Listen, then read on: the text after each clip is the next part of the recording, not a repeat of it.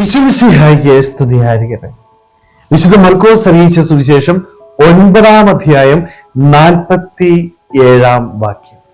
നിന്റെ കണ്ണ് നിനക്ക് ദുഷ്പ്രേരണ ഉണ്ടാക്കുന്നുവെങ്കിൽ അത് ചൂഴ്ന്നെടുത്ത് എറിഞ്ഞ് കളയുക.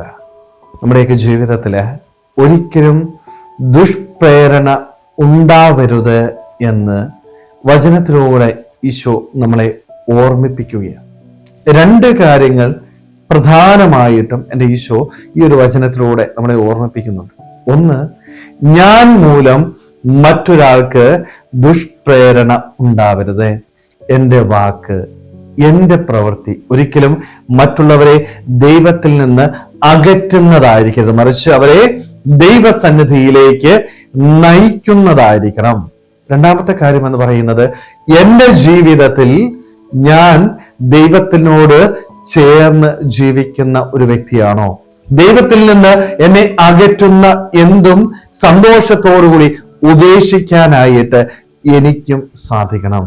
പക്ഷെ നമ്മുടെയൊക്കെ ജീവിതത്തില് പലപ്പോഴും ഇന്ന് ഇത് പറ്റുന്നില്ല. നമ്മൾ ചിന്തിക്കേണ്ട ഒരേ ഒരു കാര്യം, ദൈവവുമായിട്ടുള്ള എൻ്റെ ബന്ധത്തിന് തടസ്സം നിൽക്കുന്നത് എന്തും, സമ്പത്താണെങ്കിൽ സമ്പത്ത്, എൻ്റെ ബന്ധങ്ങളാണെങ്കിൽ അത്, ഇവയൊക്കെ സന്തോഷത്തോടുകൂടി ഉപേക്ഷിക്കാനായിട്ട് എനിക്ക് സാധിക്കണം.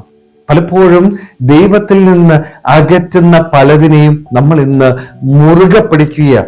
ചില തഴക്കദോഷങ്ങള്, ചില ഇഷ്ടങ്ങള്, ചില ബന്ധങ്ങള്, ഇവ ദൈവത്തിൽ നിന്ന് എന്നെ അകറ്റുമ്പോഴും അവയുടെ സന്തോഷം എനിക്ക് ഉപേക്ഷിക്കാനായിട്ട് സാധിക്കാതെ വരുമ്പോൾ അവയൊക്കെ ഞാൻ മുറുകെ പിടിക്കുക. ഞാൻ മുറുകെ പിടിക്കുമ്പോൾ ഒന്നോർക്കുക, എൻ്റെ ദൈവത്തിൽ നിന്ന് ഞാൻ അകന്നു പോവുകയാണ്. ദൈവത്തിൽ നിന്ന് എന്നെ അകറ്റുന്നതെല്ലാം സന്തോഷത്തോടുകൂടി ഉപേക്ഷിക്കാനായിട്ട് സാധിക്കുമ്പോഴാണ് എൻ്റെ ജീവിതം ധന്യമായിട്ട് തീരുന്നത്. സ്നേഹമുള്ളവരെ, നമ്മുടെയൊക്കെ ജീവിതത്തില് എത്രമാത്രം ഈ ഒരു കാര്യം എനിക്ക് നേടിയെടുക്കാനായിട്ട് സാധിക്കുന്നുണ്ട്? നമ്മളൊക്കെ ഉപേക്ഷിക്കാനായിട്ട് തയ്യാറാവണം. അതോ ഇന്നും ഞാനത് മുറുകെ പിടിക്കുന്ന ഒരു വ്യക്തിയാണോ? ആണെങ്കിൽ ഓർക്കുക, ഞാൻ ദൈവത്തിൽ നിന്ന് അകന്നു പോവുകയാണ്. ദൈവത്തോട് ചേർന്നിരിക്കുകയല്ല, മറിച്ച് ദൈവത്തിൽ നിന്ന് അകന്നു പോകുന്ന ഒരു വ്യക്തിയായിട്ട് ഞാൻ മാറുകയാണ്. അവിടെ ഒരിക്കലും എനിക്ക് യഥാർത്ഥ സന്തോഷം നേടിയെടുക്കാനായിട്ട് സാധിക്കത്തില്ല. പലപ്പോഴും നമ്മുടെയൊക്കെ ജീവിതത്തിലെ ഈ കണ്ണ് വലിയൊരു പ്രശ്നമാണ്. അതുകൊണ്ടാണ് വിശുദ്ധ ഗ്രന്ഥത്തിൽ കൃത്യമായിട്ട് പറയുന്നുണ്ടല്ലേ, കണ്ണ് നിനക്ക് ദുഷ്പ്രേരണയ്ക്ക് കാരണമാകുന്നുവെങ്കിൽ എന്നാ എടുക്കണം?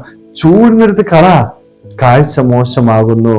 തെറ്റായ കാര്യങ്ങള് ഞാൻ കാണുമ്പോൾ എൻ്റെ ജീവിതത്തില് എനിക്ക് ഒരിക്കലും പിന്നീട് നന്മ ചിന്തിക്കാനായിട്ട് പറ്റുന്നില്ല. എൻ്റെ ജീവിതം മുഴുവൻ പാപത്തിന് അടിമപ്പെട്ടു പോവുകയാണ്. സ്നേഹമുള്ളവരെ, അതുകൊണ്ട് നന്മ കാണാം. തിന്മയിലേക്ക് എന്നെ നയിക്കുന്നതെല്ലാം സന്തോഷത്തോടുകൂടി ഉപേക്ഷിക്കുവാനായിട്ട്, ദൈവത്തോട് ചേർന്ന് ജീവിക്കാനായിട്ട്, അതേപോലെ തന്നെ ആർക്കും ദുർമാതൃക നൽകാതെ എല്ലാവരെയും ദൈവസന്നിധിയിലേക്ക് നയിക്കാനായിട്ട് നമുക്ക് ഓരോരുത്തർക്കും ആത്മാർത്ഥമായിട്ട് ആഗ്രഹിക്കുമ്പോൾ ശ്രമിക്കാം. ദൈവം നമ്മളെല്ലാവരെയും സമൃദ്ധമായിട്ട് അനുഗ്രഹിക്കട്ടെ. ആമേൻ.